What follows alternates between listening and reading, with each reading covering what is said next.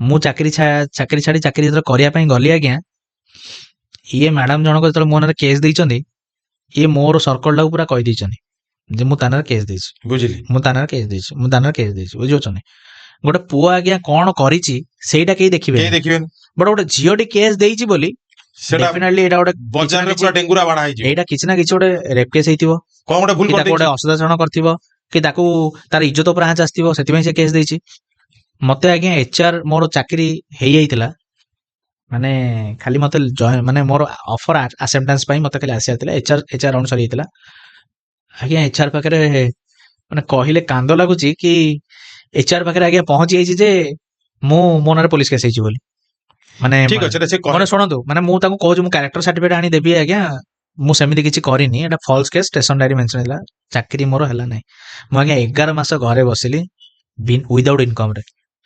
ନାଇଁ ତ ମୋ ଏଇଟା ହଉଛି ଜିନିଷ, ବୁଝିପାରିଲେ? ଆଚ୍ଛା, ଉନ୍ମୋଚନର ଦର୍ଶକ ମାନଙ୍କୁ ମୁଁ କହି ରଖିବାକୁ ଚାହେଁ, ଆପଣଙ୍କୁ ମଧ୍ୟ ମୁଁ ସଜେସନ ଗୋଟେ ଦେବି। ମୋର ଜଣେ ସିନିୟର ମୋ ଉପର ବ୍ୟାଚରେ ପାଠ ପଢୁଥିଲେ, ତାଙ୍କ ନାଁ ହେଲା ବ୍ୟୋମକେଶ ତ୍ରିପାଠୀ, ଏବଂ ଓଡିଶାରେ ଦେଖୁଥିବେ ଯେ ପୁରୁଷ କମିଶନ ଗୋଟେ ଗଠନ କରାଯାଉ ବୋଲି ସେ ବର୍ଷାଧିକରୁ ଅତ୍ୟଧିକ ସମୟ ହେଲାଣି ସେ ଆନ୍ଦୋଳନ କରିଚାଲିଛନ୍ତି।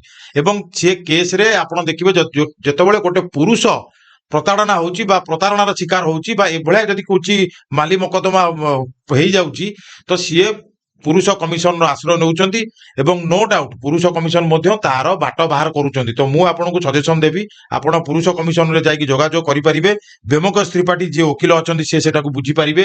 ଏବଂ ଉନ୍ମୋଚନର ଯୋଉ ଦର୍ଶକ ମାନେ ଏ ପୋଡକାଷ୍ଟ ଟିକେ ଦେଖୁଛନ୍ତି, ମୁଁ ସମସ୍ତଙ୍କୁ ଅନୁରୋଧ କରିବି, ପ୍ରେମରେ ପାଟିତୁଣ୍ଡ ହୁଏ, ମନା ନାହିଁ, ପ୍ରେମରେ ନୋକଝୋକ ରହିବ, ପ୍ରେମରେ ଜିଦା କେତେବେଳେ ସିଏ ରୁଚିଲେଣି ତ କେତେବେଳେ ଆପଣ ରୁଚିଲେଣି, ଏ କଥାବାର୍ତ୍ତା ରହିବ। କିନ୍ତୁ ଏଇଟାକୁ ଯେ ଆମେ ଜାଣି ଶୁଣି ଗୋଟେ ଲୋକକୁ ଭଲ ପାଇବା ଏବଂ ତାଙ୍କ ପଇସାକୁ ଶୋଷଣ କରିବା, ତାଙ୍କୁ ମାନସିକ ସ୍ତରରେ ହାରାସ କରାଇବା, ଆତ୍ମହତ୍ୟା କରିବା ପାଇଁ ତାଙ୍କୁ ପ୍ରବର୍ତ୍ତେଇବା, ଉସ୍କେଇବା, ଏସବୁରୁ ଆପଣ ବିରତି ରହିଲେ ଭଲ। ଯଦି କାହାର ଜୀବନଟି ପଳେଇ ଯାଉଛି, ଠିକ ଅଛି, ଆଇନ କାନୁନ ଆଗରେ ଆପଣ ସିନା ଦୋଷୀ ନୁହନ୍ତି, କିନ୍ତୁ ଏ ଶକ୍ତି ଗୋଟେ କିଏ ନା କିଏ ଅଦୃଶ୍ୟ ଶକ୍ତି ଅଛି, ସେ ଦଣ୍ଡଟି ଆପଣ ପାଇବେ।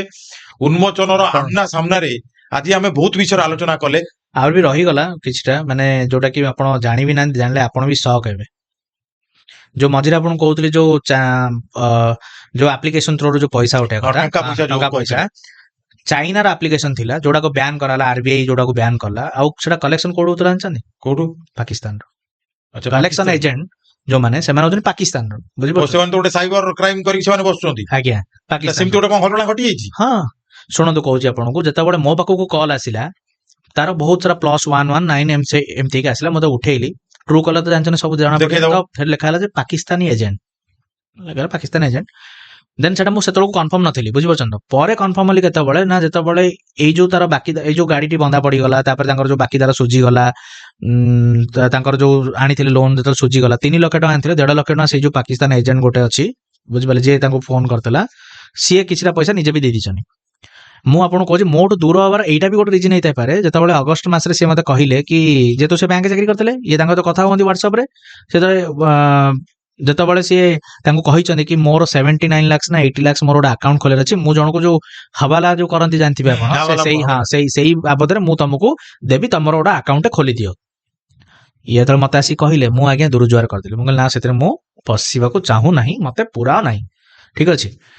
ଦେନ୍ ଇଏ ଯୋଉ ଲୋକଟି ଯିଏ ଅଛନ୍ତି, ଆଙ୍କର ତ ପଇସା ବଳ ବି ଅଛି, ଆଉ ଆଙ୍କର ତ ସେତେବେଳକୁ ପୂର୍ବତନ ସରକାର ଯିଏ ଥିଲେ, ତାଙ୍କର ସେଥିରେ ବହୁତ ଲିଙ୍କ ଭଲ ଥିଲା, ସେ ତାଙ୍କୁ କହିଥିବେ, ଇଏ ତାଙ୍କୁ କହିଥିବେ, ବୁଝିପାରୁଛନ୍ତି?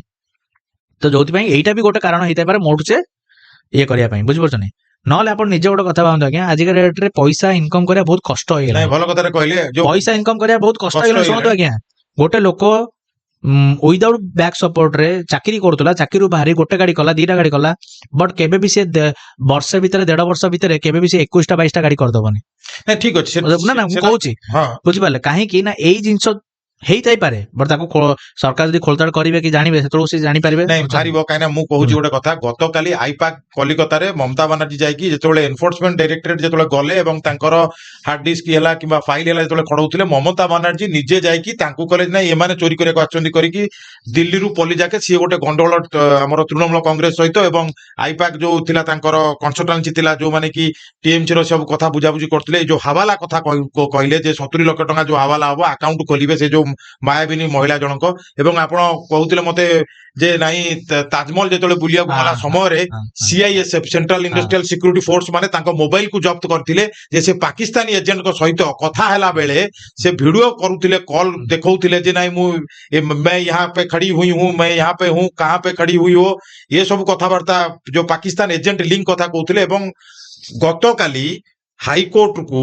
बम रे उड़े देबे बोली काली निजे हमर माननीय मोहन माझी एवं ओडिशार डीजीपी जे थिले से माने गोटे एसओपी गोटे गठन करिसन जे आगु को जदी एमती किछि हुए ता माने जदी कहया को जियो मोटा मोटी भाबरे से माने जो अफगानिस्तान लोकंकटू सुधरे पैसा आनिबा तापरे ताजमहल बुलिया को गला बेलू सेठी सीआईएसएफ ए मायाबिनी मैडम मोबाइल टाकू जब्त करिबा ଯାଇଥିଲି ମୁଁ ସିଏ ତାଙ୍କ ବଡ ଭଉଣୀ ଯିଏ ବୁଝିଲି ଚ୍ୟାନେଲ ସାଟେଲାଇଟ ଚ୍ୟାନେଲ ଯିଏ ଅଛନ୍ତି ବୁଝିଲି। ତାଙ୍କର ଜଣେ ଭାଇ ତ ଯେତେବେଳେ ସେ ଭିଡିଓ ବନଉଥିଲେ କି ଭିଡିଓ କଲ୍ କାରଣ ସେଠି ତ ମନା କରାଯାଏ ଯେ ଆପଣ ଭିଡିଓଗ୍ରାଫି ହଁ। କରନ୍ତୁନି ବୋଲି କଲ୍ ଜଣେ ସାର୍ ଆସିଲେ ସେ କହିଲେ ଯେ ଏଠି ଯାହା ବି କାହାକୁ ଭିଡିଓ କଲ୍ କରୁଛ କି କଣ କରୁଛ ତ ବନ୍ଦ କର ନହେଲେ ଯଦି କିଛି ଭିଡିଓ ରେକର୍ଡିଂ କରୁଛ ତାହେଲେ ତାକୁ ବନ୍ଦ କର ଠିକ କଥା କାରଣ ସେଠି ବନ୍ଦ ପରେ କରି ତାଙ୍କୁ ଆପଣ ପାଖାପାଖି କରିପାରିବେ। ଆମକୁ ପାଖାପାଖି ସେ ଅଧଘଣ୍ଟା ଖଣ୍ଡେ ଅଟକେଇଥିଲେ କାରଣ ସେଠି ପ୍ରଫେସନାଲ ଫଟୋଗ୍ରାଫର ଆଜ୍ଞା, ଅଛନ୍ତି ଆପଣଙ୍କ ଆଜ୍ଞା, ତାଜମହଲ ରେ ଆଜ୍ଞା। ଯୋଉମାନେ କି ସେମାନେ ଅଥରାଇଜ ଆଜ୍ଞା। ସେମାନେ ହିଁ ଫଟୋ ଆପଣଙ୍କୁ ଉଠେଇ ପାରିବେ ତ ମୁଁ ଯେତେବେଳେ ଆସିଲା ପରେ ଯେତେବେଳେ ତାଙ୍କୁ ବାହାରକୁ ଆମେ ଆସିଲୁ ମତେ ତାଙ୍କୁ ପଚାରିଲି କି ତୁମେ କାହିଁକି କାହାକୁ କଲ୍ କରିଥିଲ କଣ ହେଇଥିଲା?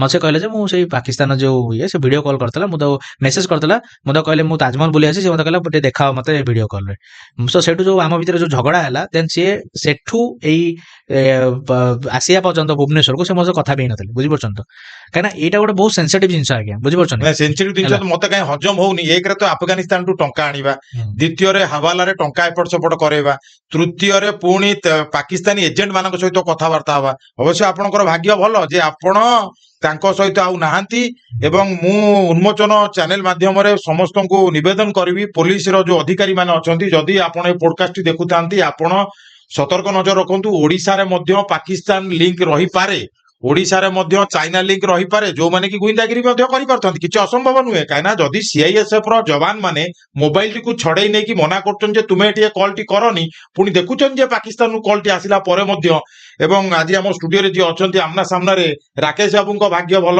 ସେ ସବୁ ପ୍ରକାର ଆଇନ କାନୁନର ଚକ୍ର ବିଭୂତିରୁ ପୋଲିସ ବାଲା ସମସ୍ତେ ପୋଲିସର ଅଧିକାରୀ ମାନେ ମଧ୍ୟ ସମସ୍ତେ ଜାଣିଲେ ଏଟା ଭୁଲ କଥା ଯୋଗୁଁ ସିଏ ଆଜି ଆମ ଷ୍ଟୁଡିଓରେ ଅଛନ୍ତି ଏବଂ ସିଏ ଜୀବନ ହାରିଦେବା ପାଇଁ ଚେଷ୍ଟା କରିନାହାନ୍ତି ହଁ କିଛି ମାତ୍ରାରେ ହାରି ଯାଇଥିଲେ ବର୍ତ୍ତମାନ ଆପଣ ମାନେ ବୁଝିଲେ ଆପଣ ମାନେ ଜାଣିଲେ ଏବଂ ବିଚାର ଆପଣ ମାନଙ୍କର ପ୍ରେମ ଆମେ କରୁଛେ ପ୍ରେମୀ କାହା ଆମର କିଏ ହବ ସେଟା ଆମେ ଡିସାଇଡ କରିନଥାନ୍ତେ ପ୍ରେମ ହଉ ହଉ ହେଇଯାଏ ଅବଶ୍ୟ ପ୍ରେମ ହଉ ହଉ ହେଲା ଭିତରେ ଯଦି ଏମିତି କିଛି ହୁଏ ତାହେଲେ ଏଟା ସମ୍ପୂର୍ଣ୍ଣ ନିନ୍ଦନୀୟ ଏବଂ ଗୁଡାଏ ଟଙ୍କା ପଇସା ମାନସିକରୁ ଆପଣ ନିବୃତ୍ତ ରୁହନ୍ତୁ ଏବଂ ଜୀବନ କେମିତି ଆଗକୁ ଭଲରେ ଚାଲିବ ସେ ପ୍ରତି ଧ୍ୟାନ ଦିଅନ୍ତୁ